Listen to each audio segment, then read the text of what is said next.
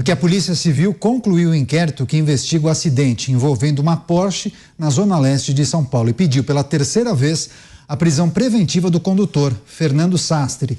Ele foi indiciado pela colisão que causou a morte do motorista de aplicativo Ornaldo Viana.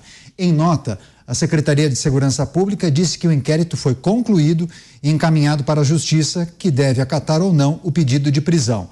A polícia já havia solicitado a prisão de Fernando outras 2 vezes, só que esses pedidos foram negados. A prisão foi solicitada após a investigação ter acesso às câmeras corporais dos policiais militares que atenderam à ocorrência. As imagens mostram o condutor ao lado da mãe e do tio, falando que não se recordava do que tinha acontecido no acidente. Além disso, o laudo da perícia mostrou que ele conduzia a Porsche a 156 km por hora, sendo que o limite da via é de 50 km. Vou começar essa com o delegado Palumbo. Inquérito concluído. Há elementos para a Justiça determinar a prisão preventiva. Em outras 2 ocasiões foi negada essa possibilidade, delegado. Eu acho que tem vários itens e elementos, informações para a gente trazer nesse caso, né? Exatamente, né? Ele deveria estar preso, na minha opinião.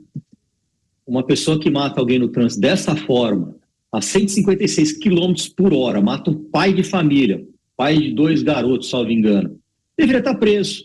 Não está preso por quê? Porque ele é rico, porque ele é milionário, porque ele estava com um carro de R$1 milhão. Porque se fosse o contrário, se fosse o motorista do Uber que tivesse batido no Porsche, ele já estaria preso e provavelmente sentenciado. Mas aqui no Brasil acontecem esses erros. E o que me chamou a atenção, eu vi as imagens cedidas pela Polícia Militar, que parece que os policiais eram de trânsito. Isso é um absurdo que eles fizeram. Sequer fizeram o teste do bafômetro. Isso é um absurdo, um erro grosseiro. Esses policiais erraram. Muita gente critica a CET aqui em São Paulo. Para quem não sabe o que é a CET, é a Companhia de Trânsito aqui de São Paulo. Que eles ajudam, auxilia o motorista da capital. Quantas vezes eu vi esses trabalhadores da CET tirando sujeira da boca do lixo, ali da boca do lobo, para escoar água, rebocando carros, ao contrário da polícia de trânsito, que ferra todos os dias o trabalhador. Eu não vejo esses policiais em porta de pancadão para pegar moto sem placa, moto com motor raspado, mas eu vejo essa polícia de trânsito nas marginais Tietê e Pinheiro fazendo blitz na segunda-feira para ver se o trabalhador pagou o IPVA.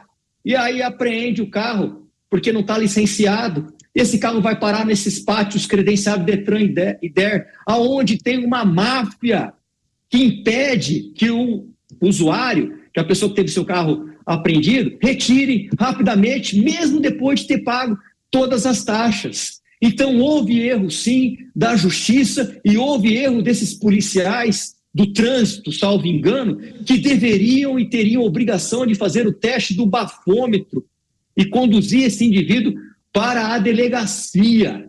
Uma sucessão de erros. Eu espero que a justiça seja feita, porque a polícia está fazendo a parte dela. A Polícia Civil, ela fez a parte dela. Agora, a justiça é cega, né? Mas as injustiças são bem visíveis. Mota, esse caso tem vários capítulos, a gente tem acompanhado todas as informações aqui na programação da Jovem Pan News. Inquérito concluído, mais um pedido de prisão preventiva para esse rapaz. Há elementos para a decretação da prisão preventiva desse motorista? Bom, nós temos, felizmente, uma autoridade policial aqui que já deu um parecer bastante claro com o qual eu concordo, né? Eu não estou acompanhando os detalhes desse caso, mas o que eu sempre soube é que no Brasil, em geral, quase ninguém vai preso por crime de trânsito, porque a acusação costuma ser de homicídio culposo, a pena é muito branda. O que acontece, às vezes, o promotor forçar a barra para a acusação ser de homicídio doloso, né, com dolo eventual, ou seja, o motorista teria assumido o risco do resultado acontecer.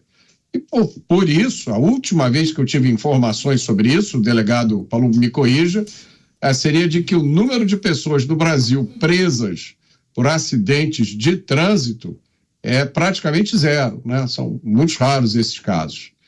Agora, eu vi o vídeo E me impressionou a fala do motorista, porque ele está contando como as coisas aconteceram e ele diz, essa frase me marcou muito, do nada aconteceu um acidente. Do nada. Isso me lembra um livro do médico Theodore Dalrymple, que estuda, ele trabalhou mais de 30 anos nas prisões britânicas. Ele conta nesse livro a forma com a qual os criminosos britânicos descrevem os seus crimes. Então o sujeito conta, eu estava ali com a minha mulher, discutindo, de repente a faca entrou. Ou ele diz, a bebida tomou conta de mim. Tem uns que dizem, a sociedade não conseguiu me impedir. Então, essa frase é muito marcante. Do nada aconteceu um acidente. Deve ser um caso único da história da humanidade em que vai ver o acidente foi causado por uma decisão tomada pelo carro, né? O motorista, coitado, não tem nada com isso, porque o acidente aconteceu do nada. Pois é, e não era um carro autônomo. Você, Zé Maria, o delegado Palumbo trouxe um elemento que eu acho importante também a gente refletir, por se tratar de uma pessoa rica, de alto poder aquisitivo, dirigir um carro que custa R$1 milhão, naturalmente esses elementos acabam suscitando dúvidas, né, em relação aos procedimentos que foram tomados e também as decisões que virão a ser tomadas, né? É preconceito puro. A gente vê o dia inteiro Porsche para lá, Porsche para cá, e não tem nada a ver. Isso aí foi um crime de trânsito que qualquer carro que estivesse ali seria punido da mesma forma, ou deveria ser punido da mesma forma. Os motivos para prisão preventiva são claros, né? Ameaçar a testemunha, perigo de fuga, né? Enfim, crime inafiançável. E não sei se esses pressupostos estão ali. Vingança, numa hora dessa, eu não acho boa e nem preconceito, porque o cara tem um Porsche, né? Qualquer outro carro deveria ser tratado da mesma forma. O que eu acho um absurdo, e já falei isso aqui, são algumas coisas ridículas do Brasil e do mundo, não é só no Brasil, não. Eu fico imaginando assim, não seria incentivo à criminalidade você fabricar um carro que anda mais de 110 quilômetros por hora, que é a velocidade máxima? Eu nunca encontrei uma estrada que tenha velocidade superior a 110 quilômetros por hora. Então, por que tem um Porsche que anda 240 quilômetros por hora? Não sei quanto que é, se é 300, né? Por quê? Para quê? Né? Então, assim, começa por aí. Quer dizer, a fábrica ou o importador de um carro desse não deveria falar, não pode. Tem que colocar uma limitação aí. A velocidade máxima no Brasil é 110 quilômetros por hora. Esse rapaz, ele terá que ser responsabilizado, mas ele terá que ser julgado, como todo mundo. O Supremo definiu que a prisão só depois do transitado em julgado. A Constituição não diz que antes da condenação em última instância ninguém pode ser considerado culpado. Agora, isso aí, a impressão que eu tenho é porque o cara tem um Porsche. Por isso que estão querendo a prisão dele. É uma espécie de vingança, porque as pessoas têm ódio no Brasil, ou inveja, ou sei lá o quê, de quem tem dinheiro.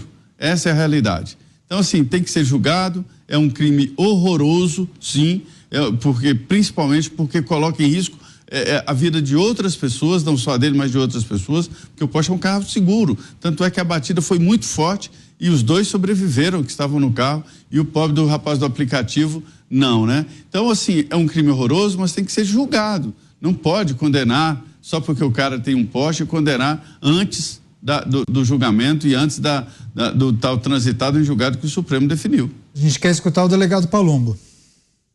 Não é vingança, Zé Maria, é justiça. Eu me lembro como se fosse hoje, vendo o depoimento dos familiares deste motorista de aplicativo, clamando por justiça. Não querem indenização de um salário mínimo, eles querem justiça, e isso não é vingança. Isso, e claro. Mas eu acho injustiça condenar antes da hora, delegado. Não está condenando antes da hora, não. Está punindo mesmo, porque tem que ficar preso. E vou te dizer antes da condenação. Eu vou te dizer os motivos. Se você me deixar falar, eu vou te dar os motivos. A mãe dele foi até o local, falou com os policiais militares que liberaram sem o exame de bafômetro. Ele falou que ia direto para a delegacia depois. Se apresentou depois de 36 horas. Com isso é um indício veemente de que ele estava alcoolizado. Porque se fosse uma pessoa que quisesse pagar pelo seu erro, falou, errei, ele teria ido para a delegacia imediatamente. Mas não, esperou 36 horas para ir. E se fosse o contrário, Zé? Se fosse o motorista do aplicativo batendo Porsche, estaria preso. Estaria preso sim, porque nesse país aqui, quando você tem dinheiro para pagar bons advogados, a sua defesa é muito melhor do que um pobre, de um coitado, do motorista de aplicativo, que se mata de trabalhar, que perde a vida trabalhando, deixou 2 filhos órfãos, deixou uma irmã que deu um depoimento emocionante, e agora este playboy está solto. Isso não é vingança, Zé. Isso é justiça. Ele deveria estar preso para aprender que você não pode pegar um carro de R$1 milhão que chega a 0 a 100 a 3 segundos e matar um pai de família e depois simplesmente falar assim, do nada aconteceu. Só falta agora ele colocar a culpa no motorista do aplicativo.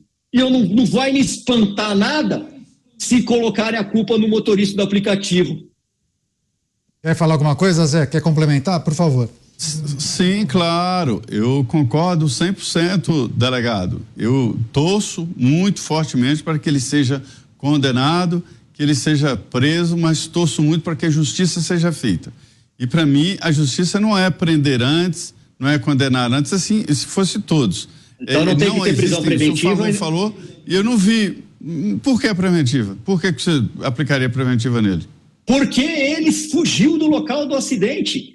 Ele se ausentou, ele falou que ele ia apresentar, isso é uma fuga. Isso é um motivo para não preventiva, fuga. Que é fugir do flagrante. É uma fuga e é um indício de que lá na frente, se sair uma condenação, ele vai galopar, ele vai fugir, porque tem dinheiro.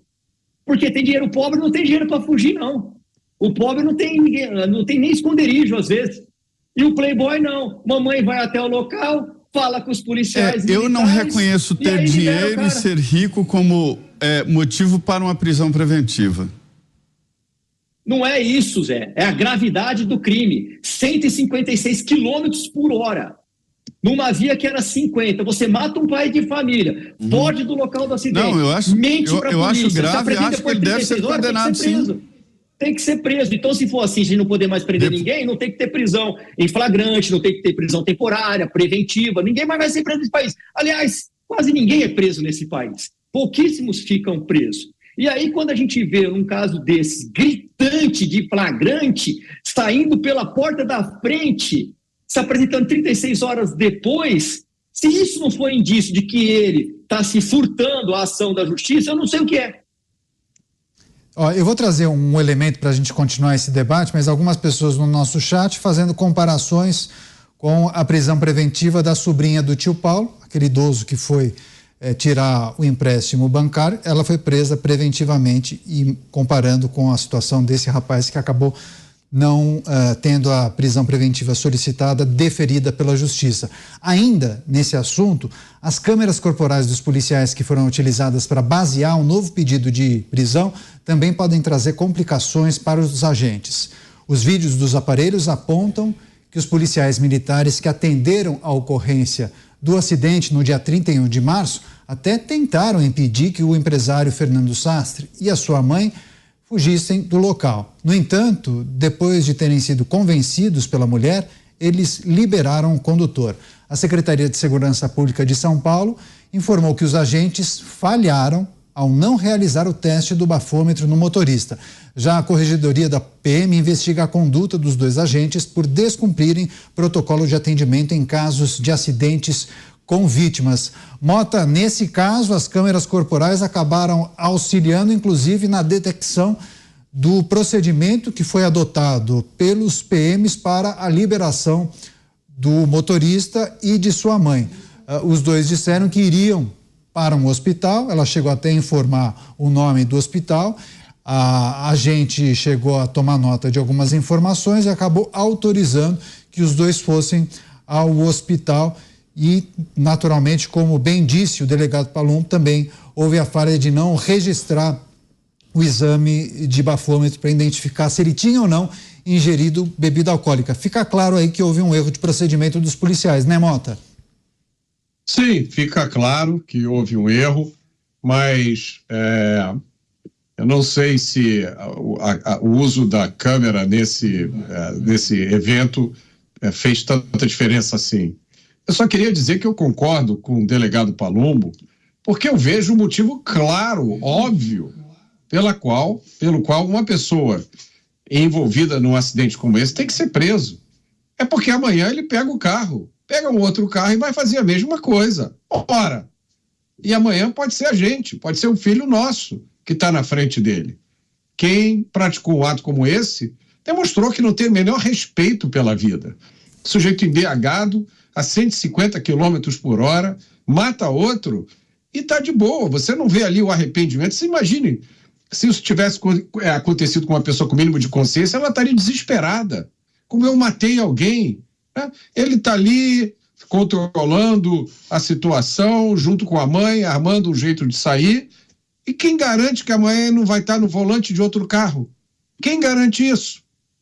E se acontecer, como é que a gente fica? O delegado Palumbo tem razão total. Eu não vou me estender nesse assunto, porque é um assunto meio complicado nos dias atuais. Mas acho que a gente já teve demonstração suficiente aqui no Brasil de que com bons advogados, uma boa quantidade de dinheiro, você reverte qualquer situação. Então, eu também não ficaria, delegado, surpreso se daqui a 30 dias ou 90 dias, quando a gente já estiver falando de outros assuntos, ninguém mais se lembrar disso, surgir aí um laudo mostrando que a culpa, na verdade, foi do outro motorista, né? Quem sabe a família do outro motorista que morreu até vai ser obrigada a pagar uma indenização para consertar o poste do rapaz. Motorista de aplicativo dirigia um Renault Sandero e estava numa velocidade entre 30 a 40 km por hora e o motorista da Porsche a 156 km por hora. Delegado Palumbo, se rapidamente puder elencar quais erros foram identificados no procedimento dos policiais militares, o quanto as câmeras corporais ajudaram e o que a gente pode esperar por parte da polícia em relação a uma eventual punição para esses agentes? Olha, num caso como esse, os policiais de trânsito deveriam fazer o exame de bafômetro. Se ele se recusasse, ele poderia depois dar o depoimento. Estava com voz pastosa, olhos amarelos, andar cambaleante. Isso vale como prova também. Mas o fato de liberar para a mamãe levar embora e depois se apresentar 36 horas, eles cometeram um crime, esses policiais, no mínimo de prevaricação. Agora, a gente tem que ouvir os áudios das câmeras. A polícia científica tem que fazer a degravação desses áudios para dizer o que a mãe do rapaz falou, o que o autor do crime falou. Nós temos que saber o que é isso. A sociedade tem que saber o que é isso. A gente clama por isso o mais rápido possível. Agora, ficar do jeito que está e achar que não tem que ficar preso depois de ter matado uma pessoa a 150 km por hora, para mim é uma injustiça tremenda. Você, Zé Maria, para fechar. A injustiça para mim é desobedecer à lei. Ninguém mais do que eu, clamo aqui casos aí em que os bandidos matam e saem do tribunal de júri condenado e saem livres, porque a lei diz que só depois do transitado em julgado que se prende. Estamos falando de assassinato em pleno corpo de jurados, condenado pelo corpo de jurados, sai livre. Então, tem que mudar a lei. O caso da Érica, a senhora lá, cuidadora do tio Paulo, ela está presa também diante de um preconceito contra ela, porque não há o pressuposto legal para preventiva. Ela não está ameaçando testemunha, ela não está em fuga, ela não está tentando encobrir provas. Então, por que prender a Érica? Por que prendeu a Érica? Tem que julgar, tem que ser condenado, depois prender. A mesma coisa, o nome que ninguém nem fala, o nome, o cara do poste. O cara do poste tem que ser julgado e torço para que ele seja condenado, é um irresponsável, cometeu um crime grave, né? Gravíssimo. Acho até exagero esses carros andarem na rua. Eu não sei porque uma pessoa andaria com a Ferrari, com um Porsche, com um carro desse, um Lamborghini na rua, um carro de alta performance, alta velocidade, em estradas não compatíveis com essas velocidades, né? Não vejo motivo para isso. Ele tem que ser condenado e depois de condenado, preso. E depois da sanção na área penal, tem que ser acionado pela família. Tem que ser acionado pela família do motorista de aplicativo e arrancar até o último centavo dele. Porque quem tem um Porsche tem dinheiro para pagar uma boa indenização e pronto. O debate é o seguinte: tem motivo para prisão preventiva? Não.